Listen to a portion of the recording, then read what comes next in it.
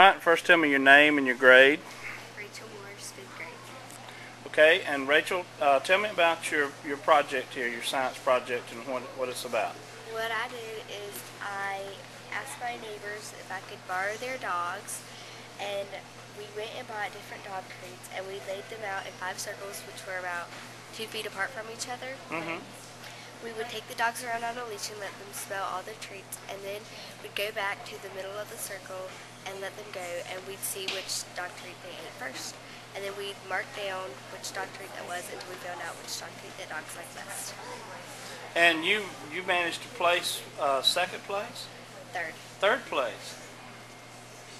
All right, and we're going to just look a little bit at what you did, okay?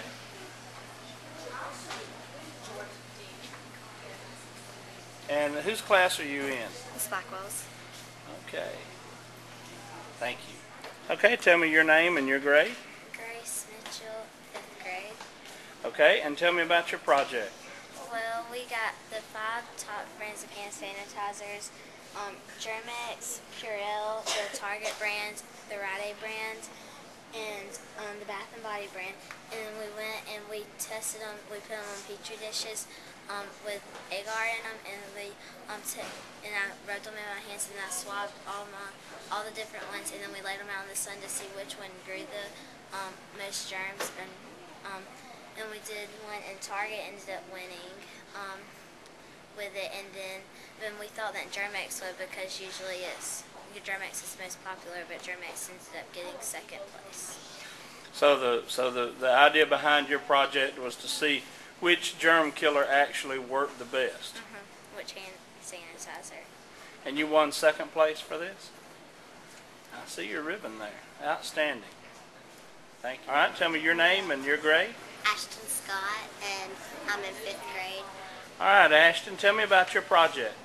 Well, we gathered 4 types of soil at my house, and we poured them in clear cups, and we poured and put pantyhose on the bottom of them, and poured 2 ounces of water into the cup to see which one drained out the most. And when we did that, we marked where our water drained out, and then we put it on our graphs, and then we poured 2 more ounces in there, and it drained out more.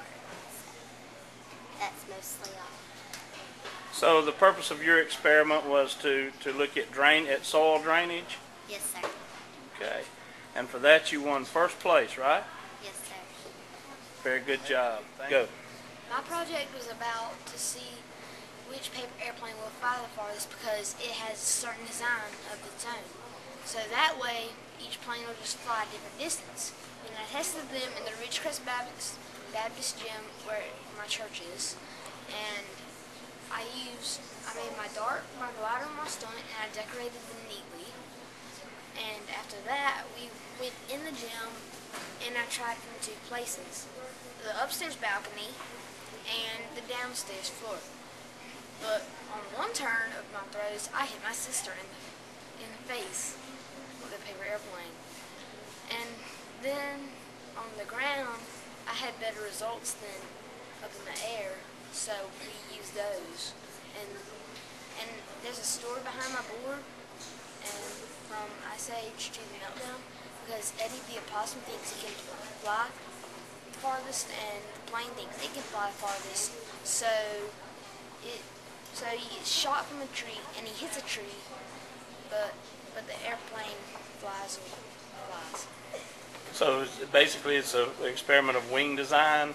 Yes, sir. and airflow over the wing. Yes, sir. Very good. You won first place as Yes, well, sir. right?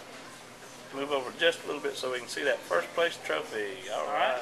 Tell me your name and your class. My name is Sydney Carr. I'm in Miss Altman's class. And what's your experiment about? My experiment is about which type of battery would last the longest. Mm-hmm.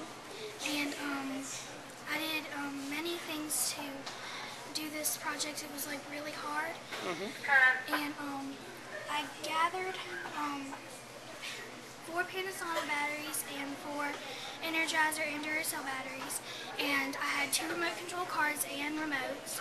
So I put Duracell in the red car, and I tested it. For the first day I tested it, it lasted for about 4 hours, and the second day I tested it, it lasted for about 1 hour, and then the last day it lasted for 1 hour. So when you, 2 hours, and the last day when I added them up, it lasted about 7 hours. So then I tested Energizer, and the first day I tested it, it lasted the same as Duracell because I stopped at the same time, so it was about 4 hours.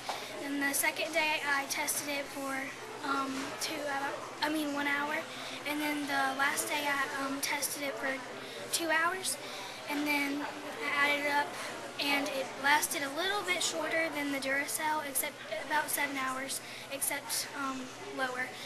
And then the last battery I tested was the Panasonic, and I only tested those for 2 days because that's as long as they lasted. The first day they lasted about 3 hours, and then I stopped them, and then I tested it for the second day, and it was 2 hours. So then I added it up, and it was about 5 hours. So Duracell won the race. Well, I'm glad to know that because I use a lot of batteries in the recorders and things I use, so I'm glad you did that experiment for me. Thank you so much. My name is Matthew Nichols, and I'm in 5th grade. And tell me about your project, please. My project was to see which fabrics burn faster, and I tested cotton, polyester, wool, and olefin. And we pretty much got like the 4 fabrics and put the candle under it, and we see which one would burn up the fastest, and we would time it with my dad's stopwatch, and we would record the times to the graphs, and we tested each fabric 4 times. Then we the data, and that's about all we did. But you won 3rd place. Very good. All right, Miss White, I'm glad to see you came by to check out the science fair and all, and I know you're not really up to speed on all of it, but you have had a chance to walk around a little bit. This is the kind of thing that we really envision for all our schools here in Dothan, isn't it? It is. It's very awesome. I mean, they start off, she was just showing me a tour of kindergarten, getting the kids ready all the way through 5th grade, and then each 5th grader has done a project here, and I've learned a lot. I've learned about batteries and walking around and about bubble gum and which flavor lasts the longest and all with their experiments. It's very impressive what these kids have done. And I think this was kind of what was behind us wanting to expand the magnet school programs into other schools, and now we're going to have Hurd and Beverly, who will both be magnet schools as well. That's something that the board's worked on real hard, isn't it? Right. With the cluster program now, there'll be a magnet school, elementary and middle, that'll feed our high schools in each of the 2 districts. So it'll be great to see more kids getting an opportunity to do this. But Ms. Clark's done an outstanding job over here with this program, and the teachers have done a great job, obviously, because of what they've done. But it will be an extension of learning for these kids. And just to quell any of those questions that people have, the new magnet schools will have the same curriculum and rigor and expectations that we have in these magnet schools now. Absolutely, they will.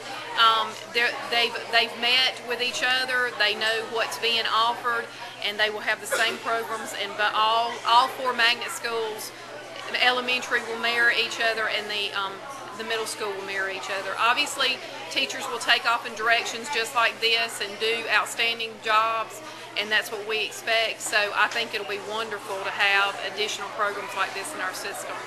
Well, thank you, ma'am, for coming, and thank you for what you do. Thank you. All right.